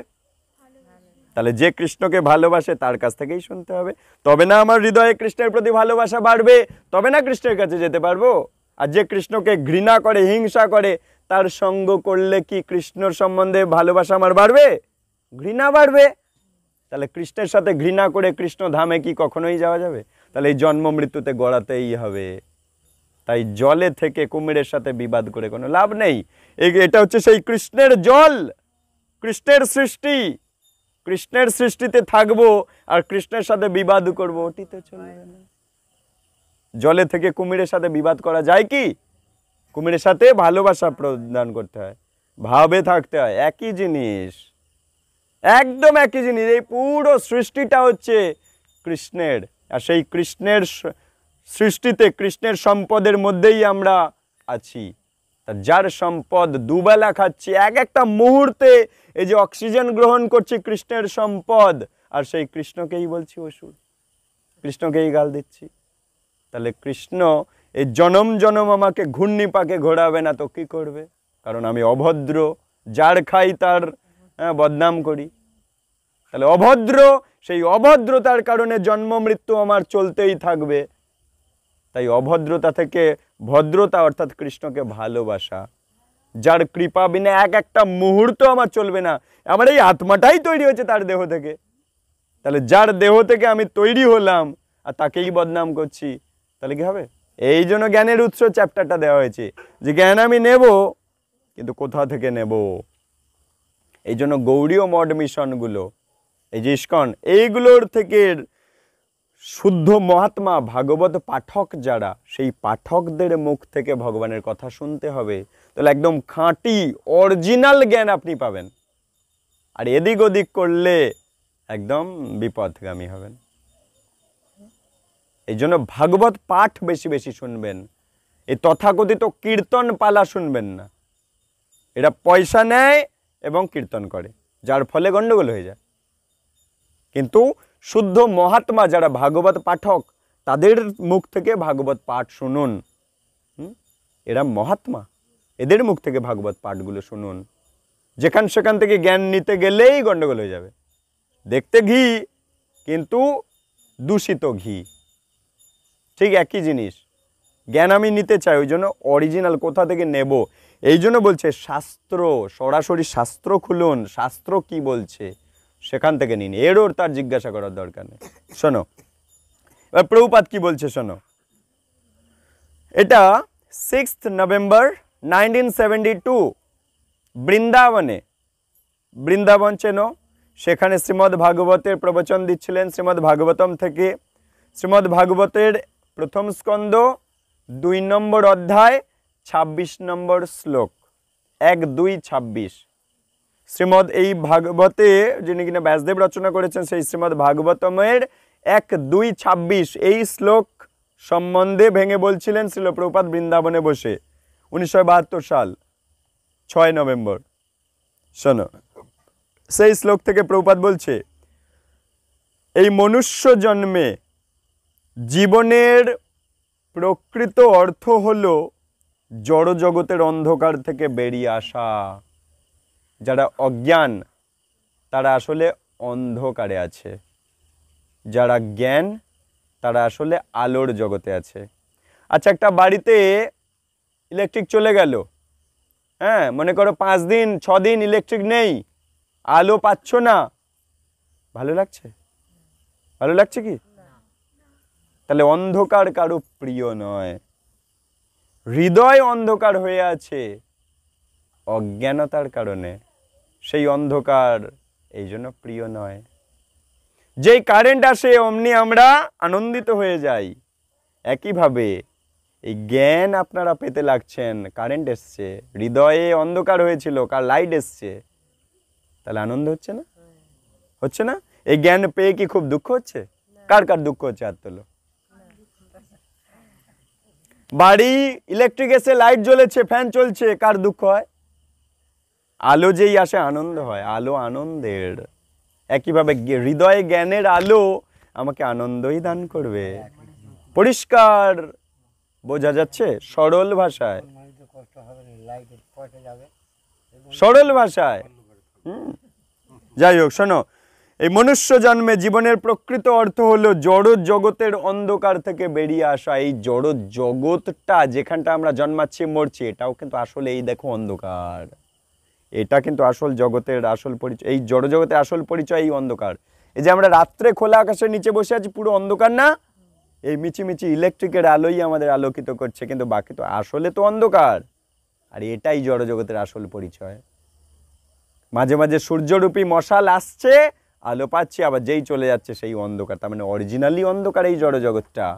তাই শ্রীল প্রভুপাদ বলছে মানুষ জন্মের, বলেনি এই পোকাটার জন্মের, বলেনি, হ্যাঁ বলেনি এই পিঁপড়ে জন্মটার, বলছে মানুষ জন্মের প্রকৃত অর্থ হলো এই জড় জগৎ রূপী অন্ধকার জগৎ থেকে আলোর জগৎ, গোলোক বৃন্দাবন, যেখানে ভগবানের গায়ের আলোতে আলোকিত।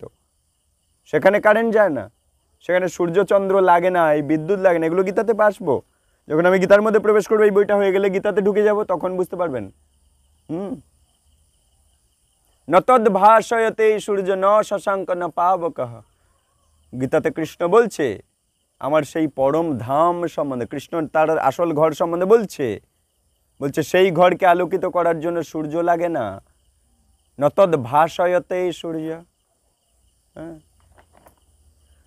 ন শশাঙ্ক ন পাবকঃ।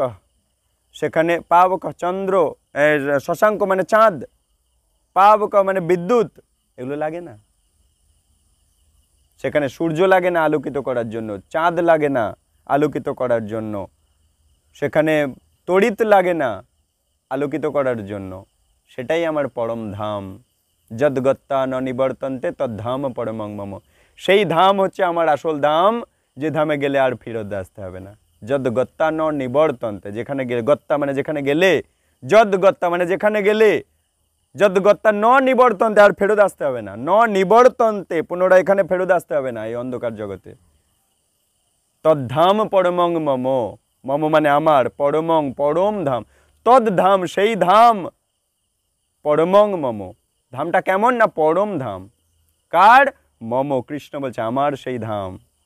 আমাদেরকে বলছে সেই ধামে নিয়ে যাওয়ার জন্য কৃষ্ণ গীতার উপদেশ দিয়েছে, যাতে করে সে নিয়ে যেতে চাইছে আমাদের সেই ধামে, যার নাম গোলক বৃন্দাবন, চিন্ময় ঘর ওটা। আর এটা জড় জগৎ। মনে করো প্রভু এই সুন্দরভাবে ঘরটা করেছে, কিন্তু এই ঘরটার মধ্যে বিরাট বড় সুন্দর ঘর করেছে, এই ঘরটার বাইরে বড় করে লেখা আছে জেলখানা। এখন যে বোঝে জেলখানার ভেতরের কষ্ট কি, সেই সুস্থ মস্তিষ্কের মানুষ কি জেনে শুনে জেলখানায় ঢুকবে? ঢুকবে? কিন্তু সুন্দরভাবে বানিয়েছে, আর উপরে ট্যাগ লাইন দিয়ে লিখে রেখেছে জেলখানা দুঃখের আলয় বলে লিখে রেখেছে। কে ঢুকতে চাইবে এই জেলখানায়? সুন্দরভাবে বানিয়েছে, কিন্তু জেলখানা দুঃখালয়ম অশাশ্বতম, কৃষ্ণ গীতাতে বলছে। এই জগতের উপরে একটা ট্যাগ লাইন লিখে রেখেছে দুঃখালয়ম অশাশ্বতম, এটা দুঃখের আলয়, এটা অনিত্য। তাহলে যে এই গীতার জ্ঞান পেয়েছে সে আর এই জগতে থাকতে চাইবে কি? যে এই গীতার জ্ঞান নেয়নি, শ্রদ্ধাবান লভতে জ্ঞানম, যার শ্রদ্ধা নেই গীতার জ্ঞান নেবার প্রতি, সে জেলে আছে তো মনে করছে ভালো আছি। কিন্তু যে গীতার জ্ঞান পেয়ে গেছে সে বলবে না না, আমার এই জড় জগৎ রূপী দুঃখের আলয় অনিত্য জগৎ আর ভালো লাগবে না। এই তো গীতার জ্ঞান, এই হচ্ছে গীতার জ্ঞানের ক্ষমতা। কিন্তু দেখা যাচ্ছে বিরাট অট্টালিকার পাশে একটা পাতার কুটির, কিন্তু লেখা নেই যে দুঃখের আলয়, লেখা নেই জেলখানা। তখন ওইখানে লোক যেতে চাইবে, যদিও পাতার কুটির, কিন্তু তবু ওখানেই যেতে চাইবে। আর যদি এই পাতার কুটিরের জায়গায় এর চেয়ে আরো বড় অট্টালিকা, কিন্তু তার গায়ে লেখা নেই যে দুঃখের আলয়, লেখা আছে আনন্দের আলয়, তাহলে সেখানে কে যেতে চাইবে? সুস্থ বুদ্ধি যাদের বুদ্ধি সুস্থ, তারা ওই আনন্দের জায়গায় যেতে চাইবে। আর যাদের বুদ্ধি অসুস্থ, তারা এই জড় জগতেই হাবুডুবু খেতে চাইবে। এই জন্য শ্রীল প্রভুপাদ বলছে মানুষ জন্মের প্রকৃত অর্থ হলো এই জড় জগৎ রূপী অন্ধকার থেকে বেরিয়ে চিরতরে আর ফেরত আসতে হবে না, সেই আসল ঘরে যাওয়া। এখন সেই ঘরে যে চলে গেছে, মনে করো এই ভজন সাধন করে ভগবানকে সন্তুষ্ট করে সে সেই ঘরে ঢুকে পড়েছে, আর কি সে দেখতে পাচ্ছে সেই উপর থেকে, গোলকধাম থেকে দেখতে পাচ্ছে এই জড় জগৎটা, উপরে ট্যাগ লাইন লেখা আছে দুঃখের আলয়। কেউ আর ঢুকতে চাইবে? যে এটা জেলখানা, সে জেনে বুঝে আর ঢুকতে চাইবে? মনে করো আমরা আমাদের এতজন ভজন সাধন করছি, এর মধ্যে একজন ব্যক্তির যেতে পারলাম, এখন সে যে চলে গেছে সে কি আর এই জগতে আসতে চাইবে? এই জগতের উপরে লেখা আছে জেলখানা, আর আসতে চাইবে জেনে বুঝে যে এটা জেলখানা? তো এই জন্য বলছে যদ্গত্তা ন নিবর্তন্তে তদ্ধাম পরমং। যদ্গত্তা, যেখানে গেলে, যদ্গত্তা ন নিবর্তন্তে, আর ফেরত আসতে হয় না। কারণ সেই যে যারা প্রবেশ করবে তারা উপর থেকে দেখতে পাচ্ছে এটা জেলখানা, জেনে বুঝে কোনো সুস্থ বুদ্ধির ব্যক্তি আর এই জেলখানায় ঢুকতে চাইবে না। কারণ এই জেলখানায় শুধু জন্ম, মৃত্যু, রোগ আর বুড়ো হওয়ার এই ঘূর্ণিপাক ঘুরছে। তাই বলছে মানুষ জন্মের অর্থ হচ্ছে এই অন্ধকার জড়জগৎ থেকে বেরিয়ে যাওয়া।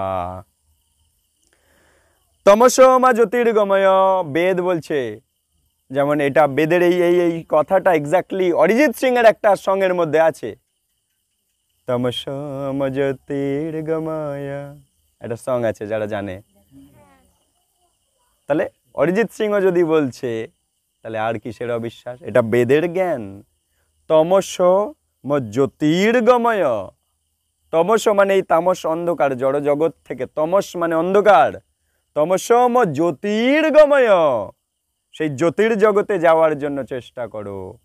জ্যোতির আলোর জ্যোতির জগতে, আনন্দের জগতে যাওয়ার জন্য চেষ্টা করো। এটা মানব জন্মের অর্থ, তমসম জ্যোতির্গময়। না বাজে কিছু করছে না, ওই গানের পুরো অর্থটা যদি ভালো করে শোনো তাহলে তুমি বুঝতে পারবে ওটা ভগবানকে ডেডিকেট করেই গান। তমস অন্ধকারে থেকো না, তমসম জ্যোতির্গময়। এই তমস, এই জড়জগৎ, এই দেখো এই অরিজিনাল, এটা এই রূপ, অরিজিনাল রূপ, এটা অন্ধকার জগৎ আসলে।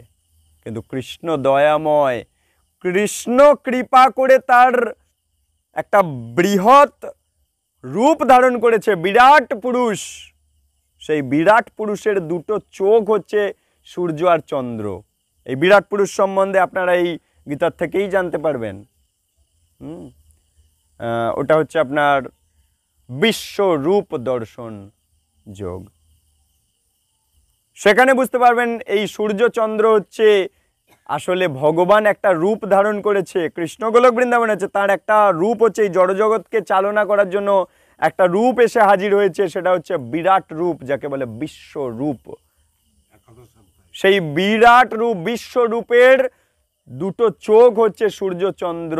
তাহলে কৃষ্ণ দয়াময় কৃপা করে এই জড়জগতের দিকে দুটো চোখ দিয়ে সূর্য চন্দ্র দিকে তাকিয়ে আছে বলেই কিন্তু আমরা আলো পাচ্ছি। এই পাতা সালোক সংশ্লেষ করে আমাদের খাদ্য বানাতে পারছে। অক্সিজেন নিচ্ছে O2, হাইড্রোজেন ডাইঅক্সাইড অর্থাৎ জল নিচ্ছে, তাহলে অক্সিজেন নিচ্ছে, জল নিচ্ছে, নিয়ে সূর্যের আলোর উপস্থিতিতে ক্লোরোফিল পিগমেন্টের সাহায্য নিয়ে ফটোসিনথেসিস করছে, সালোক সংশ্লেষ করছে, এবং C6H12O6 গ্লুকোজ তৈরি করছে।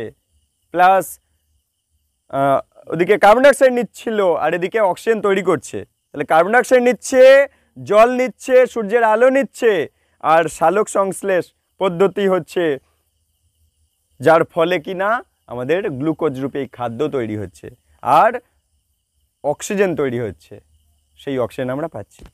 তাহলে সূর্য যদি কৃপা না করতো, এই যে সূর্য আর চন্দ্র হচ্ছে কৃষ্ণের বিরাট রূপের দুটো চোখ, ওই চোখ দুটো জড় জগতের দিকে তাকিয়েছে বলেই কিন্তু পাতায় খাদ্য হচ্ছে, গাছে খাদ্য তৈরি হচ্ছে, পেয়ারাটা ফলছে। তাহলে কৃষ্ণ দয়াময় যদি এই দুটো চোখ দিয়ে জড় জগতের দিকে না তাকাতো, তার দয়া যদি এই দৃষ্টি দিয়ে না পড়তো, মনে করো সূর্য চন্দ্র এখন 2 বছর ওঠেনে, তাহলে গাছে আর ফল ফলবে? ফলবে? বিচার করে দেখুন তো, 2 বছর সূর্য চন্দ্র দেখা যাচ্ছে না। কৃষ্ণ দয়াময় তার বিরাট পুরুষের ওই চোখ দুটো বন্ধ করে রেখেছে, চোখ নিবিয়ে রেখেছে, চোখের পাতা ফেলে রেখেছে। তাহলে এই জড় জগতে, এই পৃথিবীতে আর ফসল ফলবে? সাধারণভাবেই বোঝা যায় কোনো ফসল হবে না। অন্ধকার ঘরের মধ্যে কোনো গাছ রেখে দিয়েছো, গাছ বাঁচে?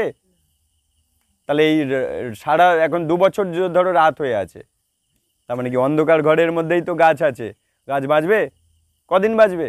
এই সকালে যদি সূর্য না ওঠে এই গাছটার অবস্থা কি হবে? এই জিনিস বুঝতে পারছি। তাহলে কৃষ্ণের দয়া, এই জন্য বলছে, শাস্ত্র বলছে চৈতন্য চন্দ্রের দয়া করহ বিচার, বিচার করিলে চিত্তে পাবে চমৎকার। চৈতন্য চন্দ্র কে? কৃষ্ণ। কৃষ্ণের বিচার করহ, কৃষ্ণের দয়া করহ বিচার, বিচার করা, বুদ্ধি দিয়ে বিচার করার চেষ্টা করো কৃষ্ণ কত দয়াময়।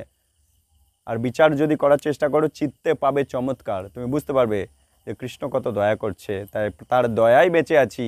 আর বলছি সে অসুর, তাহলে আমি কত বড় নেমক হারাম, মানে যার নুন খাচ্ছি তার বদনাম গাইছি।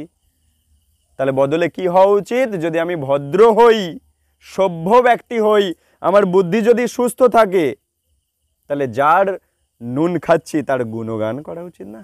তাকে তো বলে সভ্য ব্যক্তি। এই জন্য আমাদের সবার কৃষ্ণের ভালোবাসা উচিত, কৃষ্ণের জয়গান গাওয়া উচিত, কারণ সে আসলে জয় পাওয়ার যোগ্য। তা বলছে তমস অন্ধকারে থেকো না, অন্ধকার, এই জড়জগৎটাই অন্ধকার, ঠিক রাত্রির মতোই অন্ধকার। এই জড়জগৎটার আসল পরিচয় কিন্তু এই রাত, আসল পরিচয় এটা, অন্ধকার জগৎ।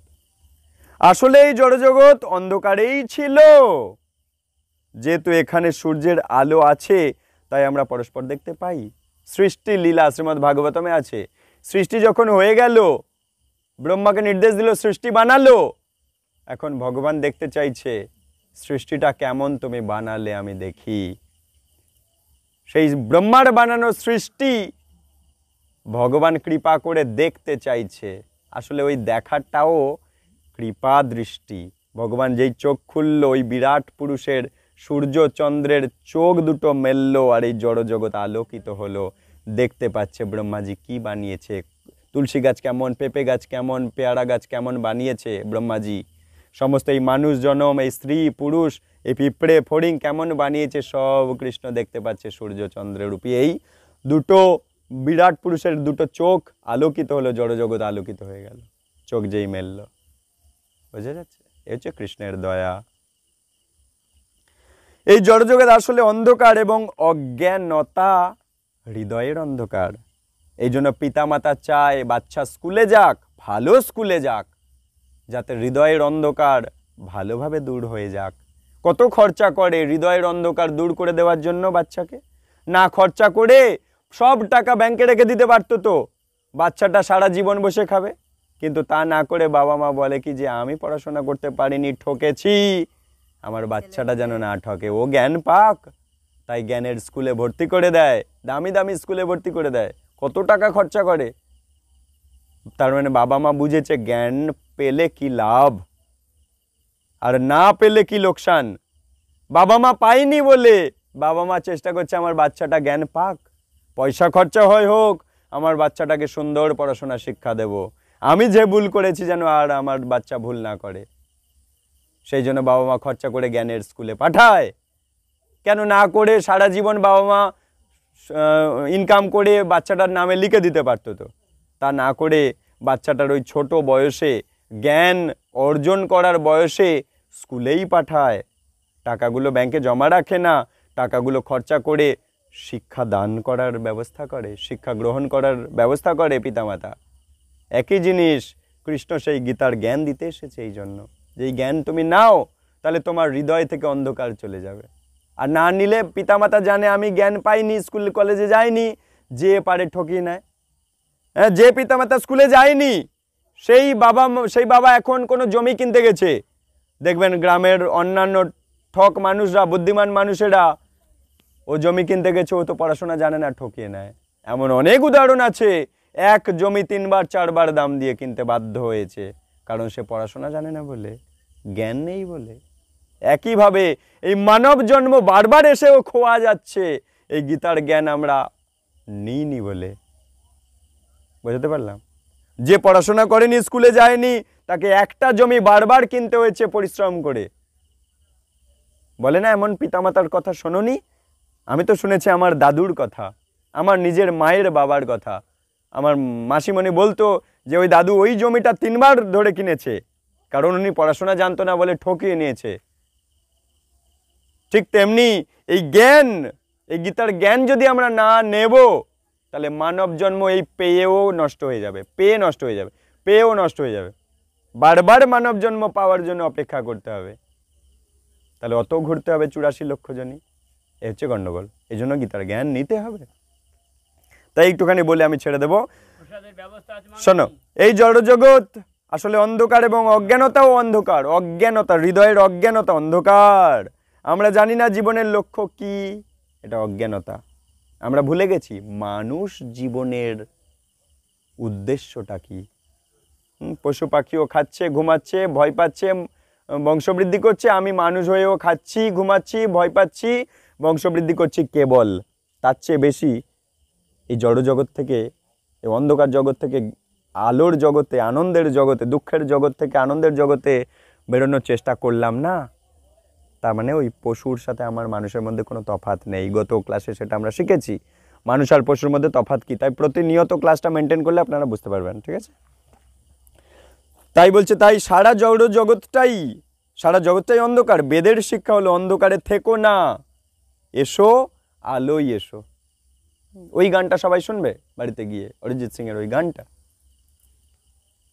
দেখো আলোয় আলোয় আকাশ, এই গানটা শুনবে।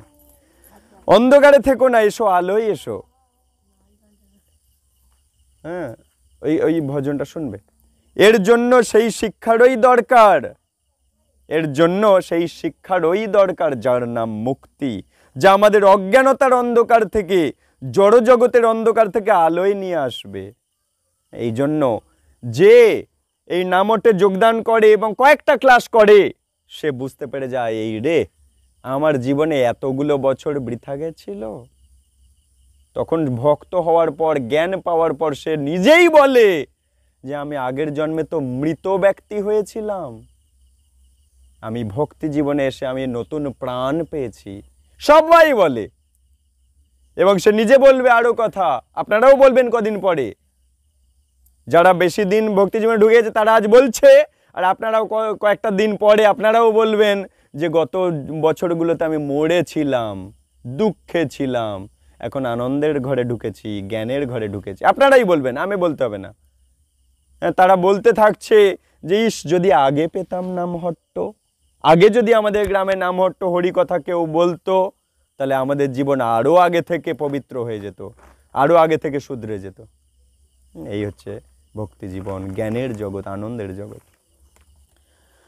তাই বলছে, যা আমাদের অজ্ঞানতার অন্ধকার থেকে, জড়জাগতিক অন্ধকার থেকে আলোয় নিয়ে আসবে। সুতরাং মুমুক্ষব, যদি কেউ অন্ধকার থেকে আলোয় আসতে ঐকান্তিক হন, তাহলে তার কর্তব্য হলো এই নামহট্টে যোগদান করে, এই গীতা ভাগবতম শাস্ত্র অধ্যয়ন করে, হরিকথা শ্রবণ করে। কৃষ্ণ হচ্ছে জ্ঞান, কৃষ্ণের কাছে আসলেই তুমি জ্ঞানের আলো পাবে।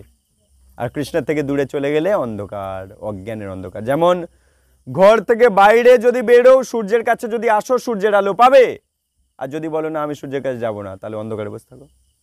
একইভাবে কৃষ্ণ সূর্য সম, মায়া হয় অন্ধকার, যথা কৃষ্ণ তথা নাহি মায়ার অধিকার। কৃষ্ণ সূর্য সম, কৃষ্ণ আলো, জ্ঞানের আলো দান করে। যে কৃষ্ণ ভক্ত সে জ্ঞানের আলো পেয়ে যায়। তাই শাস্ত্র বলছে কৃষ্ণ ভক্ত বড় চতুর। অষ্টতর শতনামে পড়েছো, এই জন্য বলেছে কৃষ্ণ ভক্ত বড় চতুর। কেন চতুর? কারণ তার জ্ঞানের আলো আছে। আর যার জ্ঞানের আলো নেই সেই জন্য বোকা। এই জন্য তো বাবা মা বলে আমি বোকা হয়ে কাটিয়েছি, আমার ছেলে যেন বোকা না থাকে, স্কুলে পাঠায়। তার মানে জ্ঞানের আলো আমাকে বুদ্ধিমান বানায়, আর অজ্ঞানের অন্ধকার বোকা বানিয়ে রেখে দেয়। তাই আমরা যদি বোকা হয়ে থাকবো, এই গীতার জ্ঞান নেব না, তাহলে মানব জন্ম পেয়েও নষ্ট হয়ে যাবে। এরপরে এই গুবড়ে পোকার জন্ম হবে। হরি কথায় ডিস্টার্ব করে, তাহলে ওর বুদ্ধি কত খারাপ, খালি ডিস্টার্ব করছে। তাই মানব জন্ম আমাদের যেন নষ্ট না হয়, আমরা নিয়মিত নামহট্টে আসবো, ধারাবাহিকভাবে শাস্ত্র থেকে আমরা জানলে ধীরে ধীরে ধীরে ধীরে বুঝতে পারবেন এই জ্ঞানের জগতে প্রবেশ করে গেছেন। কবে আপনার অজান্তেই আপনি বুঝতে পেরে যাবেন, আপনি প্রবেশ করে যাবেন একটা জ্ঞানের জগতে, আলোর জগতে, একটা আনন্দের জগতে ঢুকে যাবেন অটোমেটিক। কয়েকটা ক্লাস নিতে নিতেই আপনি ঢুকে যাবেন জ্ঞানের জগতে, আনন্দের জগতে। ঠিক আছে, হরি বল। এখানেই বিরাম দিচ্ছি।